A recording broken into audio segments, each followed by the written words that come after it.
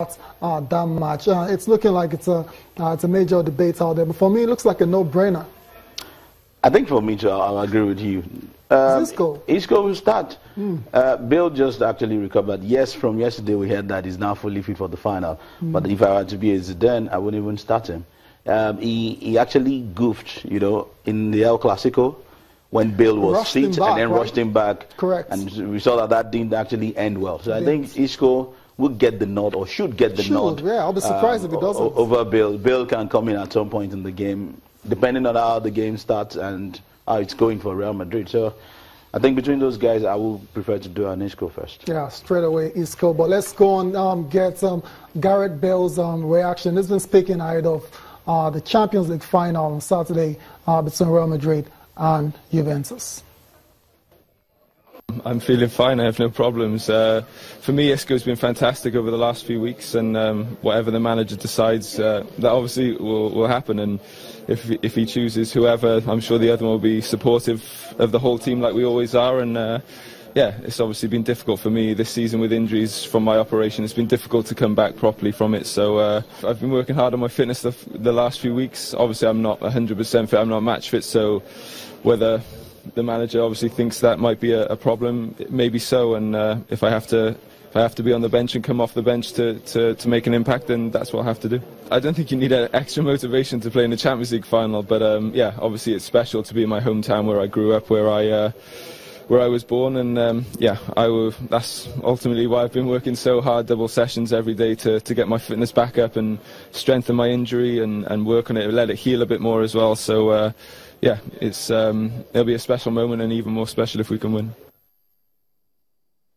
Okay, that was Gareth Bale speaking ahead of on Saturday's Champions League final between Real and Juve. And yes, I don't know, he's playing in front of his in front of his home fans, so obviously we would like to feature at some point in that game. That's it for the UEFA Champions League. We'll continue our build up to that particular match tomorrow. Let's move on now and go back to England and talk about Arsene Wenger, who has decided that he will stay on as Arsenal manager for another 2 years.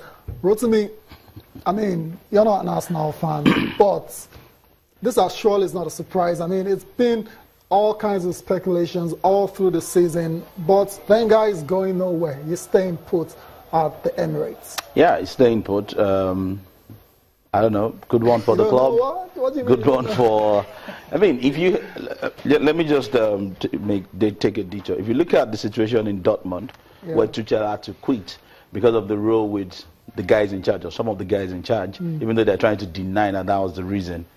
Arsenal does not have that kind of situation. It has a good rapport with the major shareholders in Arsenal. So if you, you know, Gazidis as well. So if you can, I mean, have a solid rapport with this men, these big boys in court that can actually take decision, why not? We all knew that 2-year contract has been waiting for a while. Oh, wow, yes. And then somehow, I think, did we say here on this show that he was going to sign? He wasn't going to leave now. So, even though he said he wasn't going to spend 26 years like Ferguson, and he was going to sign.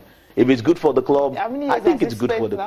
It's 21. If he had 23. Yeah, so it's getting closer. Come on. No, the good news is not going to spend 26. Until he wins the Champions League, I'm telling you. Oh, well, does he have the squad to win the Champions League now? Come on, we're still talking about 6 more years now. We're talking about him trying to like finish his win the Champions League. I mean, just if he doesn't win it in 2 years right now, the next 2 years he might just want to stay further. You think he's going to get an extension? And if you... Now, if Arsene Wenger, I mean, he knew what he faced this season. It wasn't good at all. You know what it means?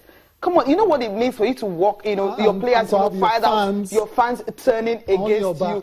Thank you, no thanks, we've had enough and all that. I mean, what about the protest that was being done? You have the planes flying around and all that. Wenger out and everything. I mean, he didn't like that. Yeah, you should have a board that actually said, extend the contract. It's just the board. Ranieri what about the fans? What about the fans? I mean, it was, there are times you don't just want to watch Arsenal game because outside protest is ongoing, after games protest is ongoing, correct, and everything. It was embarrassing to him. I think he knew what he faced this season. So next season, so if he has changed his formation to start with.